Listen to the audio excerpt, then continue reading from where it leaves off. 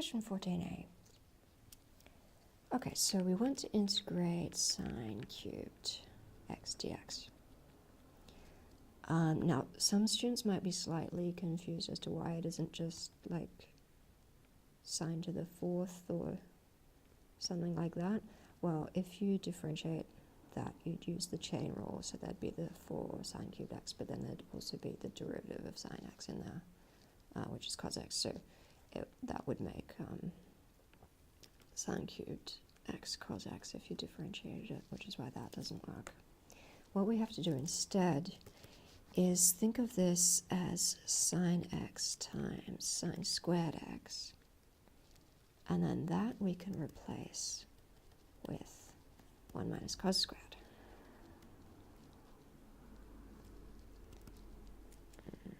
So we've got sine x minus sine x cos squared x. Now that looks a little more complicated, but it's actually much easier to integrate. Okay, so integral of the sine x, we can do that. That's negative cos x. And then it's the sine x cos squared x. So that's where it's going to be something like cos cubed x. So what I like to do with these integrals is, like, I'll take a guess at what it is. Like, I know it's something involving cos cubed x, and then I'll differentiate that in my head and see what it comes up with, and then see if I have to adjust anything. So derivative of cos cubed x would be 3 cos squared x, and then you'd have to multiply by the derivative of cos x, which is minus sine x. So that's just chain rule. So what we want to have is that. So what I have to do is compensate for that 3 by dividing by 3. And then also this creates a little negative as well. So we have to make that positive. So you can see now that derivative of that is going to be what we want, because the 1, 3 will get rid of that, and we've got the negative from there, so that gives us that. And then plus c. So let's just rearrange this a bit to make it the same as that. So put that at the front, take the third out.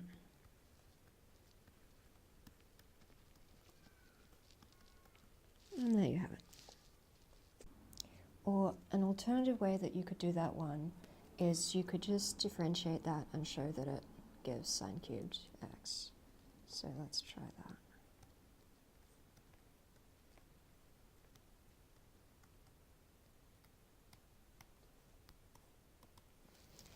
So derivative of that, you'd have a 3 cos squared x, and then multiply by the derivative of cos x, which is minus sine. And then derivative of cos x is minus sine, so you're going to get a plus sine. And derivative of that is 0. That cancels with that. So we get sine x minus sine x cos squared x. And then we can factorize that, bring the sine x out.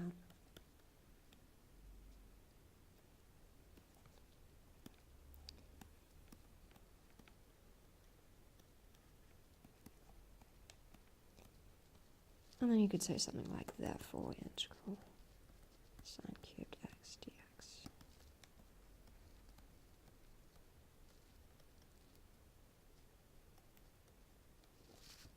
So that might be an easier method for some students if you're not too confident about integration. Part 2. Alright, so maybe we start with just graphing it for n equals 1, just to get an idea of what's going on. So if n equals 1, that's just 1, and we're just graphing cos x. And we want to go from 0 to pi, so I'll make that pi. Okay, so we know what a cos graph looks like that. And then if you're doing the integral of that, you can see that area is going to be the same as that one, except that this one's negative, so they're going to cancel each other out, and you'll get that the integral is 0. Let's have a go at graphing cos cubed. I should label this.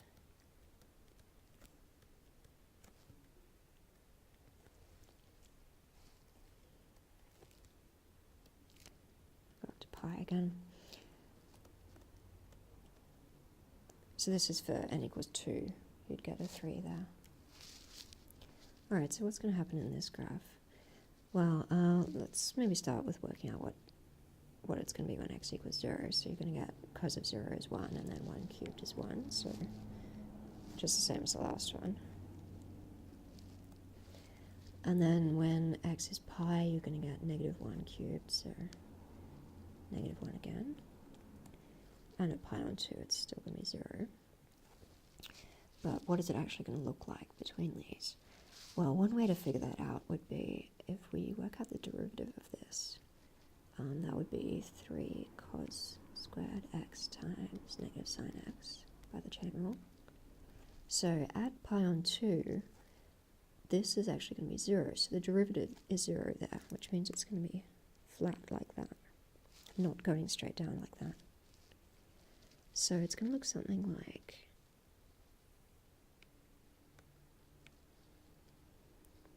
that.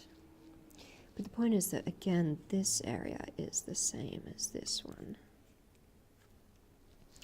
So to demonstrate it, you could sort of say something like these are equal areas. And maybe as a summary, you could say something like by symmetry,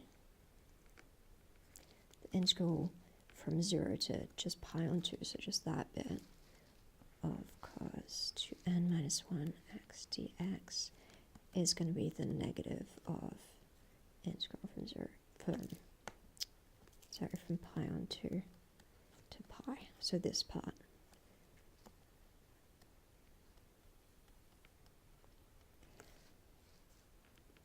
And then, therefore, integral from 0 to pi.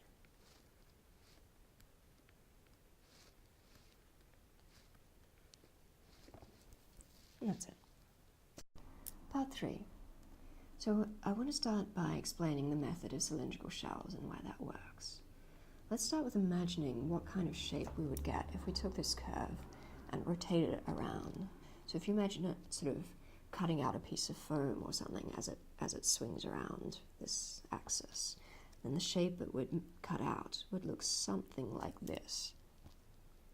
So there's the y-axis there and the x-axis there, and the tops of all those little things make that sine cubed curve.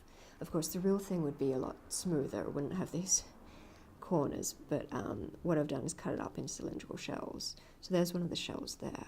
It's actually this shell.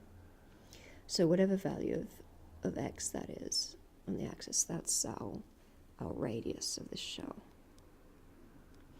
And then whatever sine cubed x is there, that's the height of this shell. And you can choose whatever thickness of shell you want, obviously. That thickness, let's just call that delta x. So I've made that a certain thickness. It could be thinner or thicker. The idea with the integral is that we make the shells infinitely small.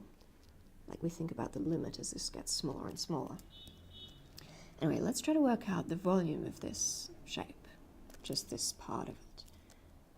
If you imagine cutting it and then unfolding this thing so that it's flat, it would be this sort of a rectangular prism thing. So the height's still sine cubed, and the thickness is still delta x, so the same as that. And then this distance here, that'll be the circumference of that shape. So that'll be 2 pi x. And then the volume of this shape is more or less the same as that one. It'll become more and more similar as delta x gets smaller. So the volume of this is just multiply those three together. So you get 2 pi x times sine cubed x times delta x. And then the cool thing about integration is that we can work out the sum of all of these volumes, so the total volume of that whole shape, as delta x gets smaller and smaller and smaller. That will be integral 2 pi x sine cubed x dx. The delta x just becomes dx as it gets infinitely small, basically. And since x is running from 0 to pi, we put that in. So what this thing means is that we've made the thickness of these things as small as you like, and we've added them all up. So that's essentially what an integral does. And it happens to be the same as the antiderivative, which is really useful because we can work that out. So we just need to evaluate that. So I might just start by taking the 2 pi out the front. I'll write it over here.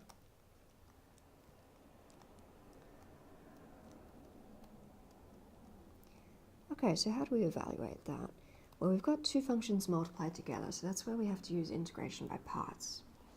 And we would like to differentiate this one, because then it would become 1 and disappear, basically. So we have to integrate that one. So we've got the 2 pi out the front, and then that one stays there. Now we have to integrate that. That's what we did in part 2. So that'll be third cos cubed x minus cos x. And that's running from 0 to pi. And then subtract. Now this is where we differentiate that one. So that becomes 1, and we can basically leave it off, and we've just got that bit left.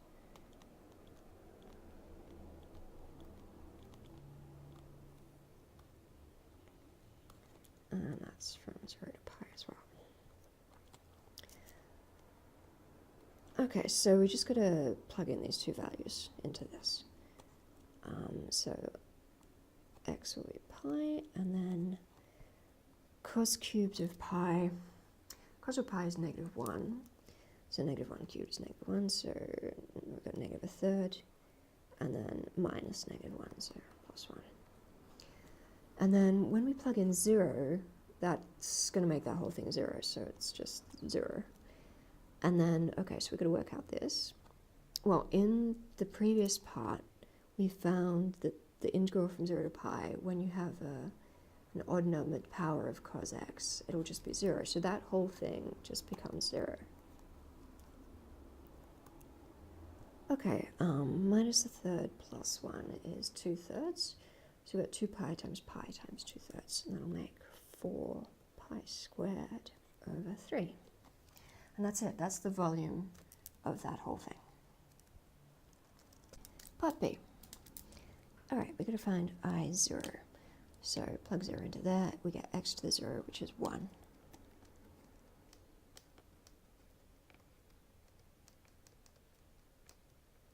And how do we work that out?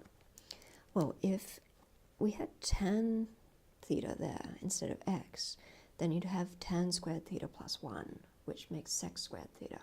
So that would be very convenient. So that's the substitution we need to use.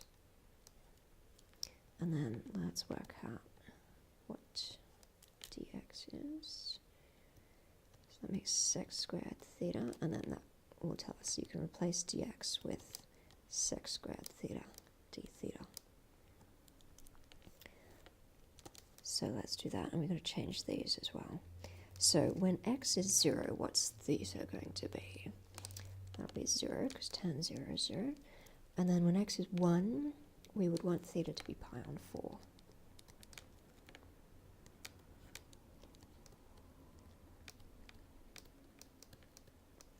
And then replace the dx with sec squared theta d theta.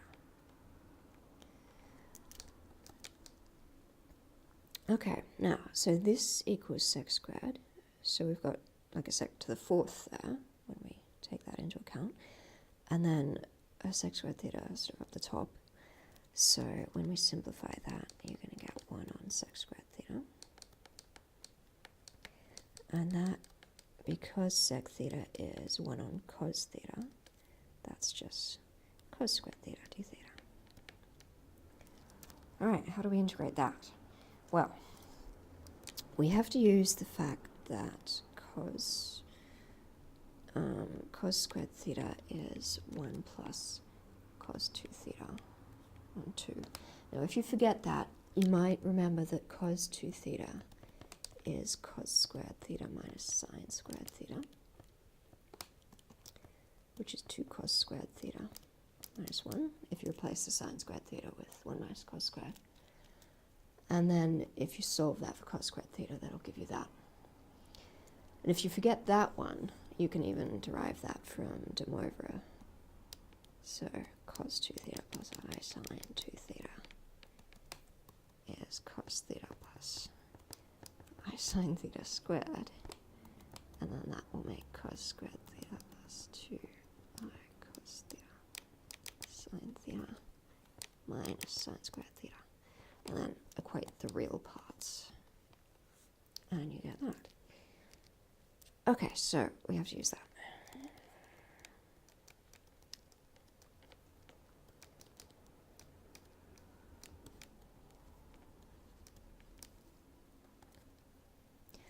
I'm going to bring the half out the front.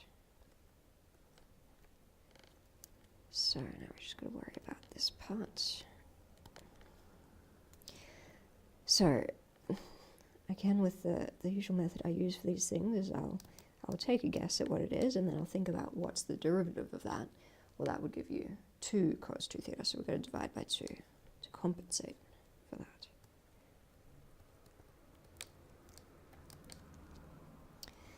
Okay, and then just plug these values in. So you got 2 times the pi on 4 makes pi on 2, and then sine pi on 2 is 1. And then when we stick the 0 in, that bit's going to be 0, but also sine 0 is 0, so that whole thing with 0 is just 0. And then expanding that, we get pi on 8 plus a quarter, which was what they wanted. Part 2. There's a couple of ways you could do this one. Probably the most straightforward and simple is if you just work out I0 plus I2 directly. So that's going to be that integral plus second one.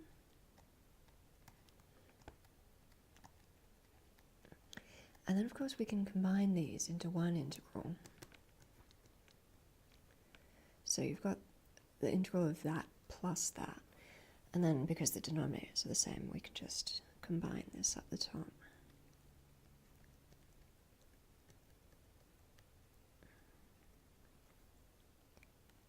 So that makes it very simple because then we've got this, that's the same as the x squared plus 1 on the bottom.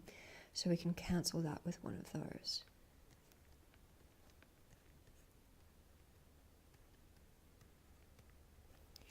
And then that you might recognize as the derivative of arctan. Or if you didn't, you could try a substitution of tan theta, and that would give you that. So we just get arctan of 1, which is pi on 4. So another way you could do that, if you didn't get this idea to combine them like that, we could work out I2 just by itself.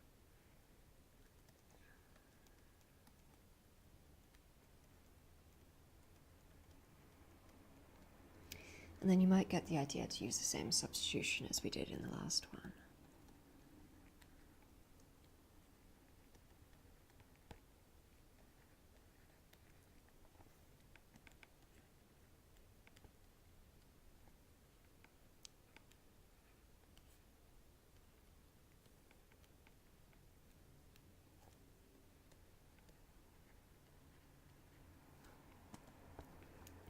So then we can cancel that with one of those. Now tan squared on sec squared. So we've got, that's sine squared theta on cos squared theta, and then this is 1 on cos squared theta. So the cos squareds actually cancel, and we're just left with sine squared theta. And then we can use a similar trick that we used in the first one and replace the sine squared theta with 1 minus cos 2 theta on 2.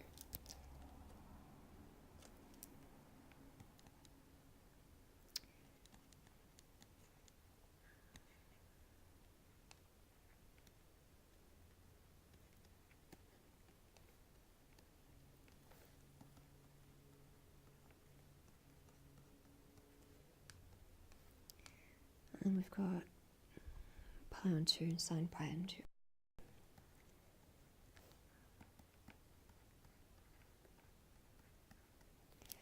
And then we would do I0 plus I2.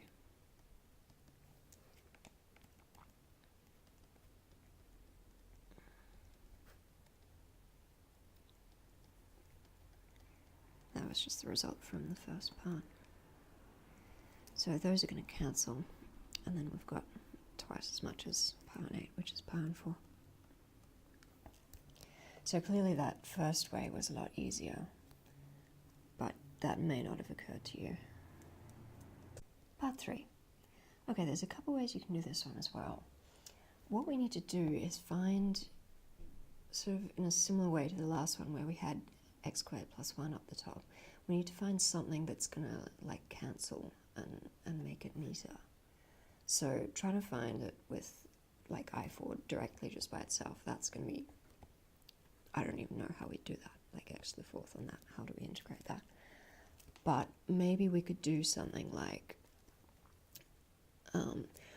there's two ways you could do this. You could do, if we want to integrate x squared plus 1 squared over x squared plus 1 squared, that's obviously going to be really easy because that just makes 1. Or you could do integral of x squared times x squared plus 1.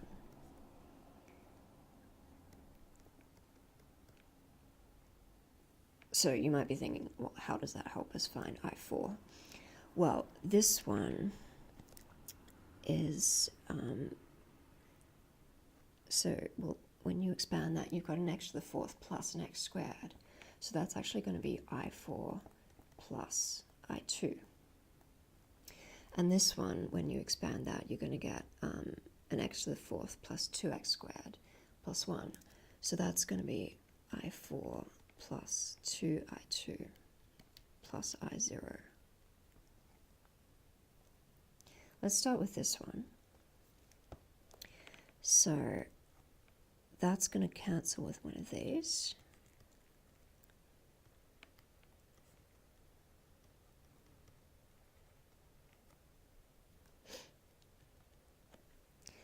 And then what can we do with that? Well, if we had an x squared plus 1 up here, that would be really cool because then that would cancel with that. So maybe we can think of the x squared as x squared plus 1 minus 1. Let me just write out what I'm talking about.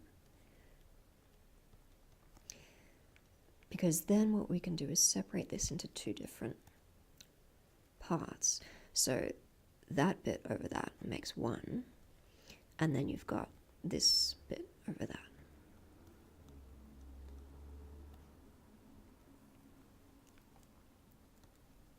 And then that's not so bad to integrate. You've got that bit makes x, and then you've got the arctan as before.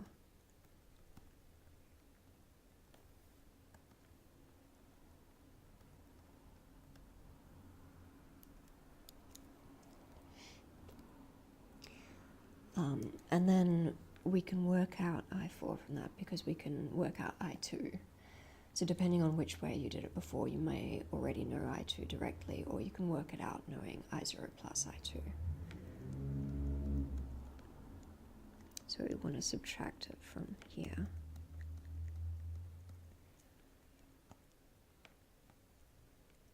And it was pi on 8 minus a quarter.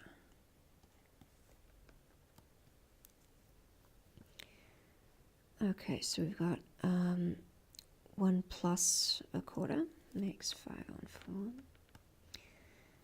And then minus pi on 4 minus pi on 8. That's 2 pi on 8, so you've got minus 3 pi on 8. Okay, so that's that way. And then let's go back to this way. Oh, that's not what I meant.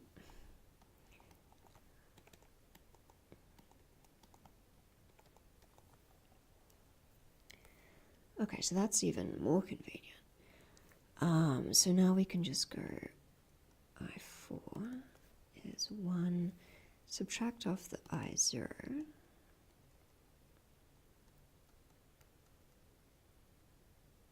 Oh, that was 8. And then subtract off the 2i2.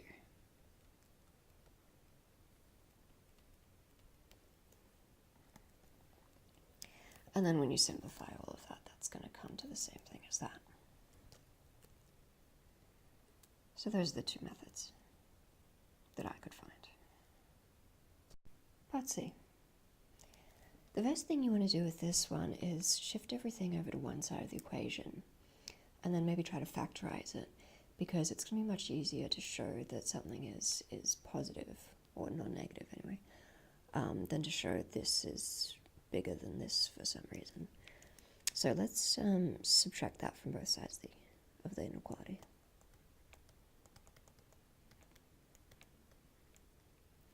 So we're trying to show that that is greater than or equal to 0.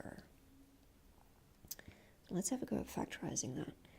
We can see the root x there and there, so maybe combine those two terms, take the root x out,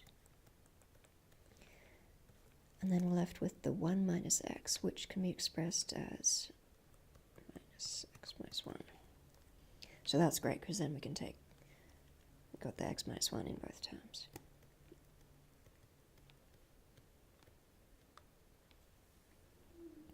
Okay, so now if we can show that that is greater than or equal to 0, then that's proved it. So why would this always be positive? I mean, sometimes these things are negative, right?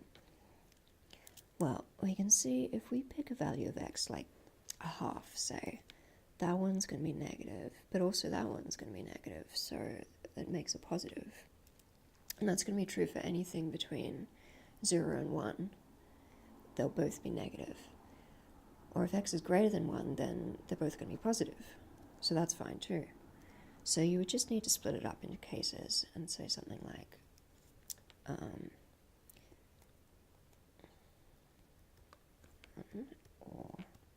x greater than or equal to 1.